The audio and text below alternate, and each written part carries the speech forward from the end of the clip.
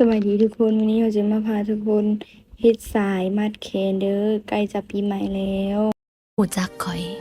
เท่าที่ข่อยอยากให้หูจักก็พอละบางทีสิ่งที่เจ้าเห็นมันอาจจะเป็นเพียงมุมหนึ่งที่ข่อยเปิดมันออกมาความจริงข่อยก็บ่ได้เป็นแบบนี้กับทุกคนที่เจ้าตัดสินข่อย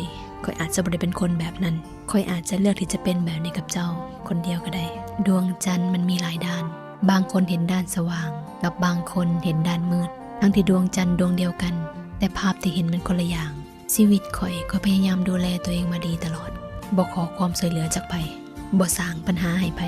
และก็บ่เป็นภาระของไผข่อยเลือกที่จะเข้มแข็งพอที่จะบ่ให้ไผมาเดือดร้อนแทนเราบ่ได้ลำบากก็บ่จำเป็นต้องมีไผมากังวลแทนการที่เอาชีวิตไปหมกมุ่นกับเรื่องของผู้อื่นคือเฮ็ดให้ตัวเองหมดเวลาชีวิตในการพัฒนาตัวเองเวลามันมีค่าเสียดายมันอยู่บ่ที่เฮามักจะหมดเวลาไปกับทุกคนเราเฮ็ดไปเรื่อยๆแล้วก็มันก็สิแล้วเลย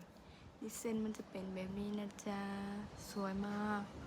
เอาเป็นคนหนึ่งที่เฮ็ดอย่างบ่เป็นเลยแต่ได้มาเฮ็ดสายมัดแขนแล้วอันนี้โคตรภูมิใจในตัวเองเลยขอบใจทุกคนที่รับชมคลิปของเราจนหมดฝากกดไลค์กดแชร์กดติดตามเลยเด้อขอบใจ